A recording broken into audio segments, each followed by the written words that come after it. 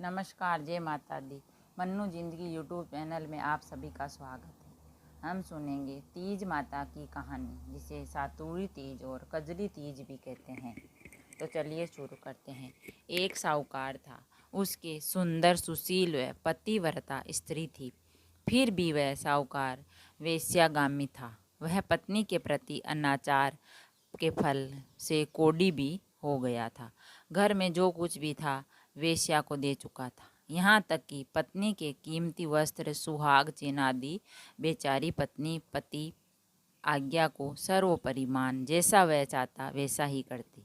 भादुड़ी बड़ी तीज का दिन आया। साहूकार की पत्नी ने व्रत किया। पूजन हेतु इधर उधर से जुटाकर एक छोटा सा पिंडा व लाडू भी बना रही थी कि उसके पति ने कहा, मुझे वेश्या के यहाँ ले चल। पत्नी असक्त पति को कंधे पर बिठाकर चली।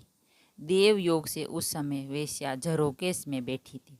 चारों ओर हरियाली की छटा देख रही थी कि उसकी नज़र उस सुहागिन व साहूकार पर पड़ी। साहूकारिन पति के साथ उसके घर आ रही थी।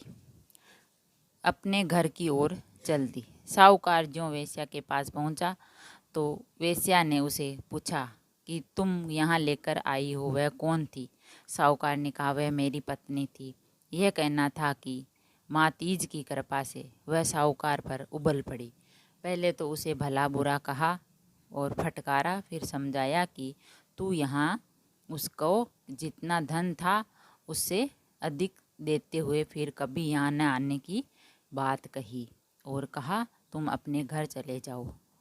माँ तीज की कृपा से साहूकार का कोढ़ भी मिट गया। वह सारा धन लेकर घर की ओर चल पड़ा। उधर उसकी पत्नी घर आते रास्ते में नदी किनारे पर आई तो उसने सुना, आवर्ती ये जावर्ती, दानों खोल खोल के पी, पीऊ तेरो हो जाएगो, महर हुई है माँ की।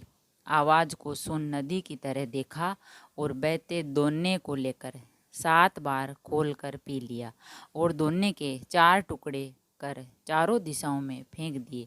नदी पार करके घर आई। घर आकर श्रद्धा से पूजा कर कहानी सुन आश्चर्यचकित हो देखने लगी कि पलंग पर बैठा उसका पति दौड़कर आया और उसे गले से लगाकर बोला, प्रिय, ये सब तेरी तीज माता की भक्ति का प्रताप है। उसके बाद साहूकारी ने चंद्रमा को अर्घ दिया, पति से पिंडा पसवाया और मन ही मन बोली, हे तीज माता, जैसी कृपा आपने मुझ पर की वैसी सब व्रती सुहागिनों पर करना। यह कहकर व्रत खोला। बोलिए तीज माता की जय। अगर कथा अच्छी लगी तो लाइक और शेयर ज़रूर करें। ऐसी और कथा को सुनने और बोलने के लिए चैनल को सब्सक्राइब करें। थैंक यू, धन्यवाद।